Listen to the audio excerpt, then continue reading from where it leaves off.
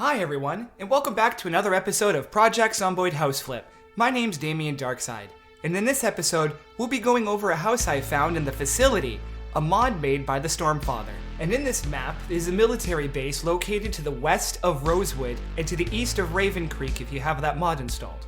This particular build is actually the result of a playthrough that we did on Twitch, so if you want to see that or other games that I like to go through with you guys, feel free to jump on to twitch.tv/DamienDarkside, link in the description. Now this is the garage, one of the buildings that are located within the mod itself, and although I won't be exposing a map showing you all of the secrets of this place, I am going to show off this one major building, and I found that it was absolutely fantastic to get into. There's gas pumps out front, a full-fledged garage on the inside, and multiple floors that allow you to flex your creativity and put in whatever you want. It's a nice, good blank slate for long-term survival.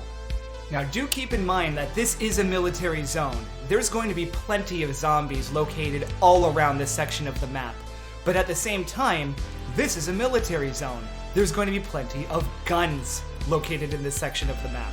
So if you're playing either Vanilla Firearms Extended, or with Brita's Weapons mod, you're going to find plenty of ammo, but then again, you're also going to find plenty of targets. Although I have triple spawns on, with the entire playthrough we did, we killed over 8,500 zombies.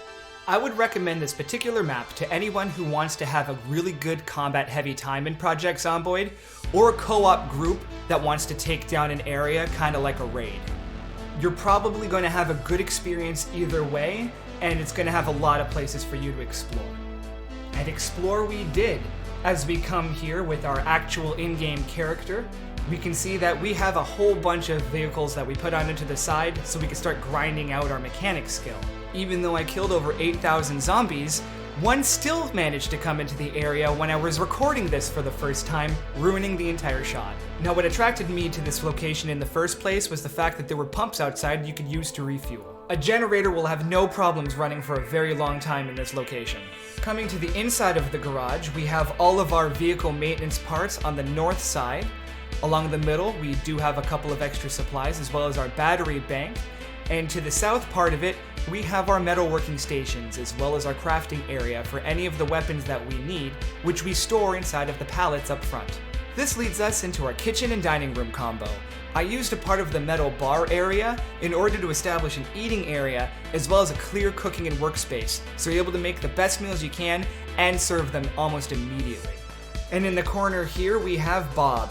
Bob's been a little bit of a wreck this entire time, although he's been keeping us good company. He's a great friend to drink with in the post-apocalypse. Over here is nothing really special though, it's just a side area that I like to put all of my canned goods to keep stored for winter.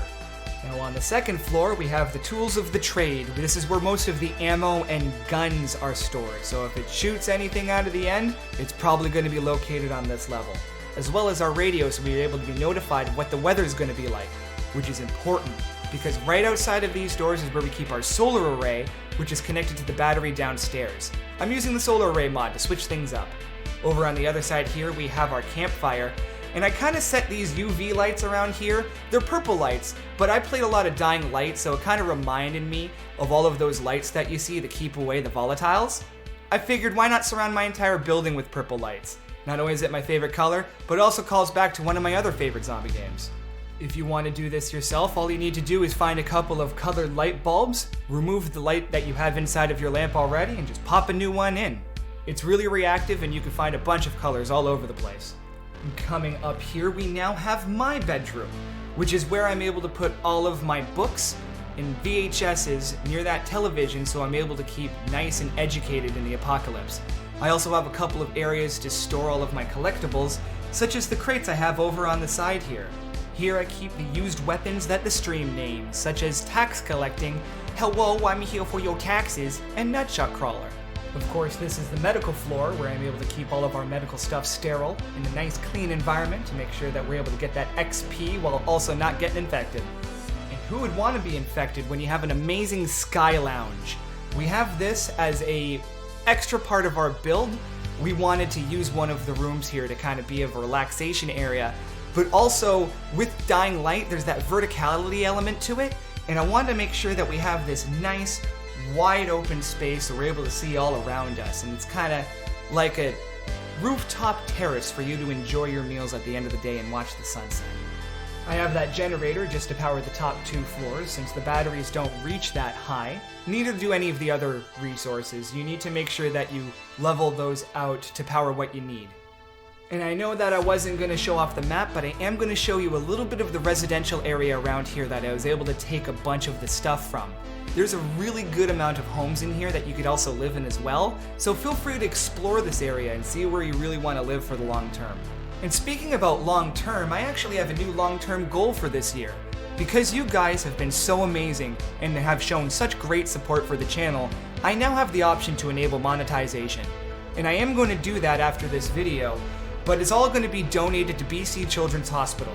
My goal this year is to raise $500. If I don't get to that $500, then I'll just donate the difference myself. If we go over that, then I'll make adjustments to the donation, and I might have to choose a new charity. And I'd like to genuinely thank you from the bottom of my heart for giving me this kind of opportunity. It's not every day that you see your videos explode into views on YouTube, and it's really motivating to do this for the foreseeable future. So feel free to subscribe, join our channel, and, hang out for this ride. Thank you guys, and I'll see you next time. Have a good one. Peace.